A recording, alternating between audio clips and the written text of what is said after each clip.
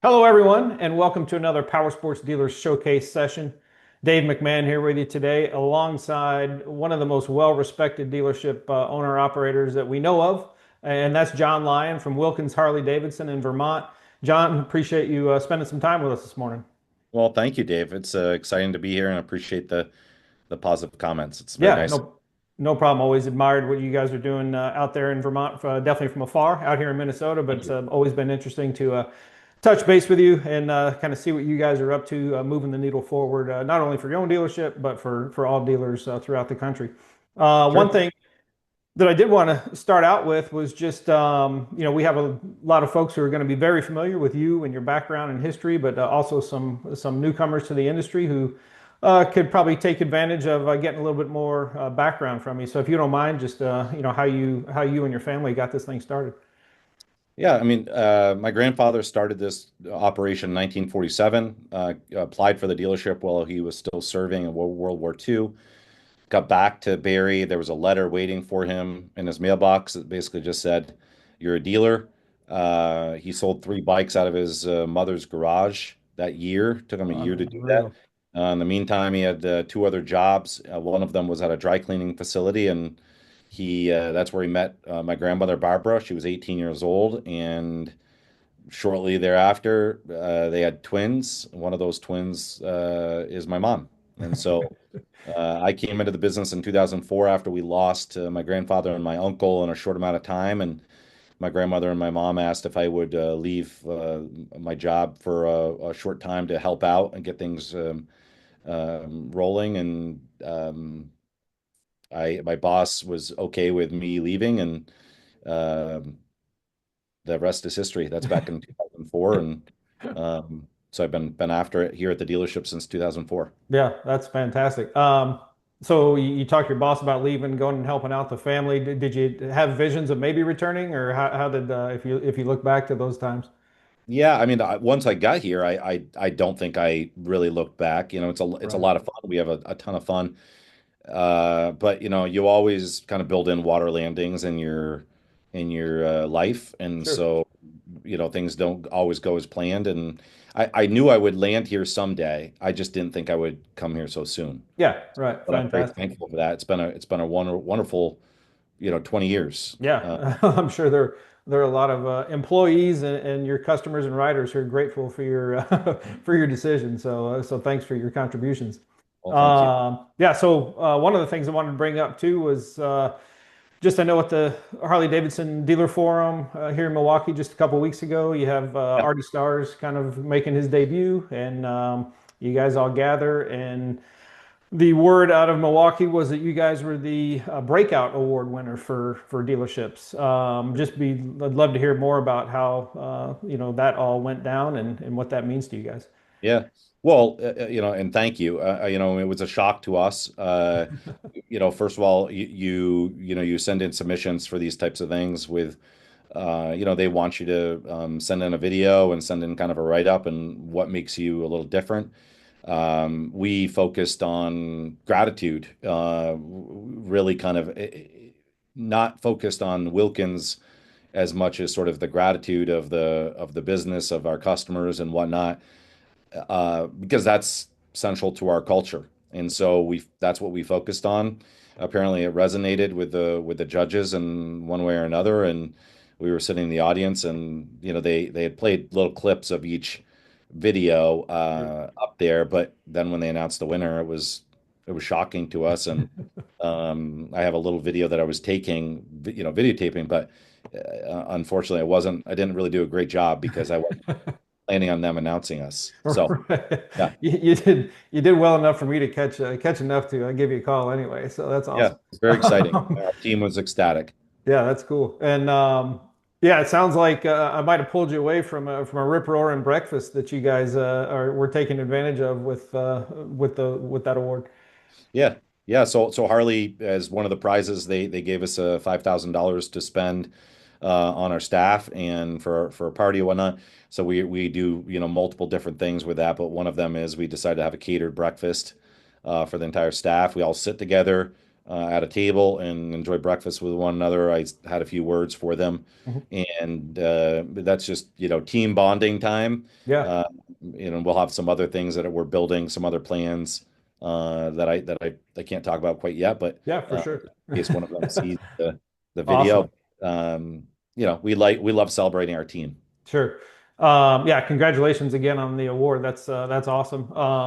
And I'm sure speaking on behalf of a lot of Harley Davidson dealership owner operators that went to an outstanding operation there. So you kind of brought it up a little bit, just the team bonding and your team coming together and the culture that you're creating.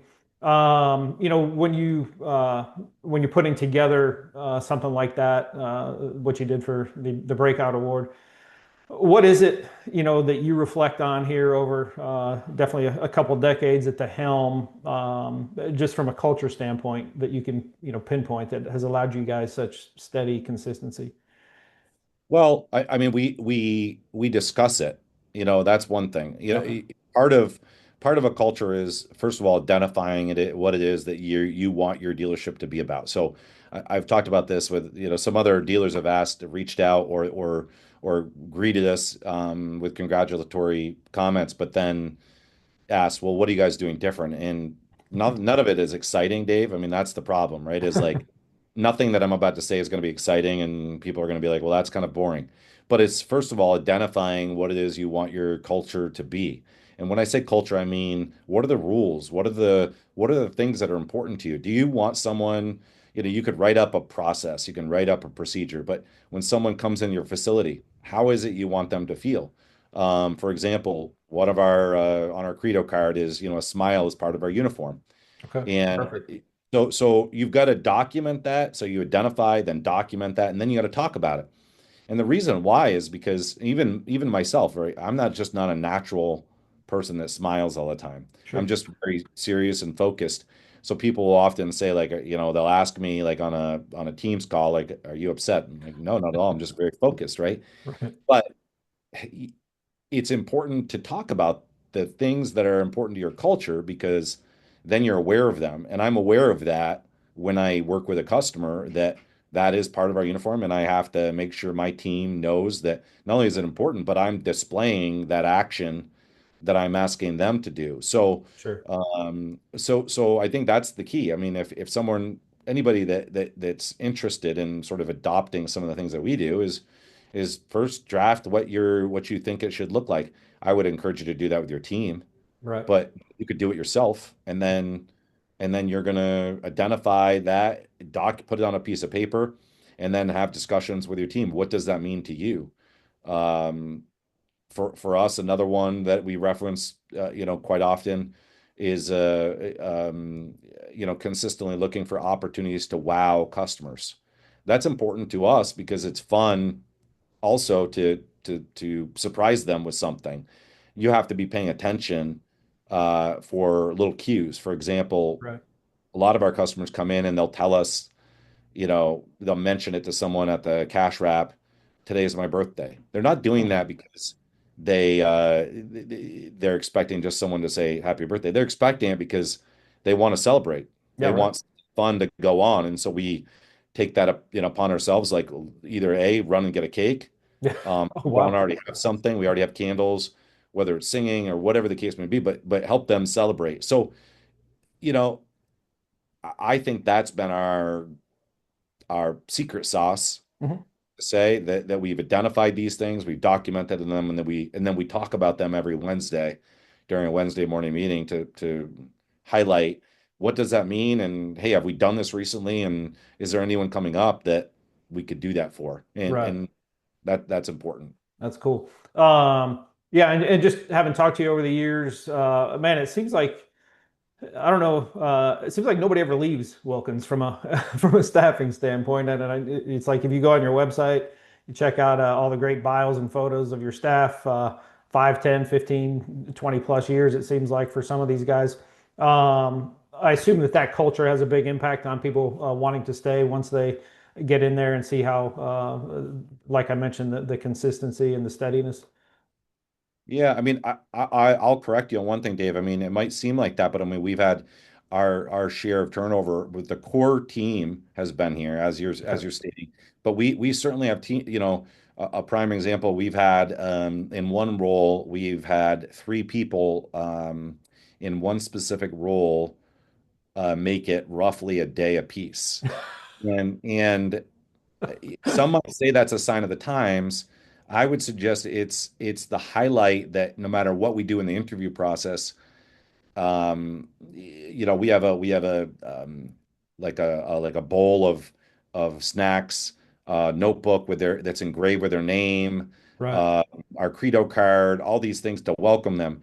But until they're here and they start going through the training process and realize the standard, we do our best to highlight that during the interview. Right.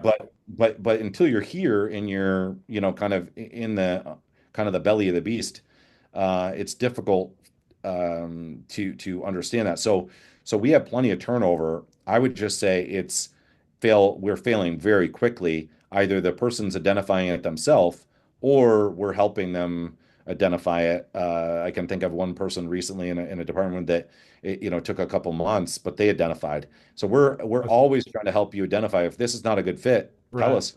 We mean no ill will. We'll help you get another job. In fact, we'll give you a letter of recommendation. But Sure. yeah, our core team has been here a long, long time. We've had very, very low turnover with the core group. Right. With that said, that core group, Dave, was were the people that helped create that initial sort of what do we want the culture to I be see. Sure. Yeah. 15 years ago, 17 years ago, whatever the case may be. So Mhm. so ultimately, we're carrying out what they believe the dealership should look like and act like with its customer base, with them, with ourselves, with one Right. another, how we treat one another. So I think it's difficult to leave an organization that you helped craft, which Yeah. is what many of these folks that are with us helped, document that and carry it out. Yeah. That's awesome. Yeah. Appreciate the being upfront about a lot of that stuff and the information share. Sure. Yeah, I've had some great conversations with you over the years, and man, this is awesome just to catch up here after it's been a hot minute. So, speaking of which, always like to, whether it's been to write an article or catch up on business, just looking at 25 here. Just you're doing a little shop talk, your assessment of where things are with either new or pre-owned, or how everything sits heading into the last couple of months of the year. Yeah, I mean, new has certainly been a challenge for us this year in comparison year over year. With that said, is the gross profit has been picked up from used, so we're doing very well in that area. Our expenses and our net are right in line with budget. So, in the end, it didn't play out revenue wise the way specifically we would have liked, where we would have preferred to have sold more new. Sure. But ultimately, the bottom line is really what counts. And for us, we're very consistent year over year. Um, for for probably 15, 18 years, we've been very, very consistent on that. Right. And that's just discipline and paying attention to trends, pay attention to what's moving, what's not moving, and acting very quickly. And that sometimes costs you money in the short term, but we've always tried to play the long-term approach with everything that we do, whether that's on social media or whether that's taking care of customers in a way that we know is costing us a lot of money up front, but we're hoping it's going to, pay dividends in the long term, which consistently it has. Right. So, things are going well for us, and I'm not down on 2025. I'm certainly more optimistic on 2026 with Artie on Yeah. board. He seems like the right guy. He's got both ears on, paying very close attention, listening very closely, documenting that, following up with things that the conversation that I've had with him, he followed up on a couple days later and to update me on his thoughts, which I was very impressed with, which we Mhm. haven't seen that in 5 years. So Sure. I'm very optimistic about his leadership, and I hope that other dealers are as well, and I think they are, but it remains to be seen. Yeah. So Yeah, I agree. Just there's seems like a whole different vibe or aura that's been around Harley agreed. dealers for the last 4 weeks or so, and hopefully that continues for years and decades ahead under his leadership. So yeah, appreciate your insights there. Um, and yeah, I mean, John, it's been a pleasure to kind of catch up with you and have you share a little bit about what's going on at Wilkins Harley Davidson. Man, I can't thank you enough for the time. I know you guys are just, as I mentioned, wrapping up your Breakout Award winner breakfast this morning. So thanks again for the time, and we'll Yeah. look forward to talk to you soon. Thank you, Dave. Appreciate all Yeah, that you do. thank you. Talk We'll to you talk to you soon. guys soon on another edition of the Power Sports Dealer Showcase session, and we'll be coming up with another one here in a couple weeks. Take care. Bye, Dave.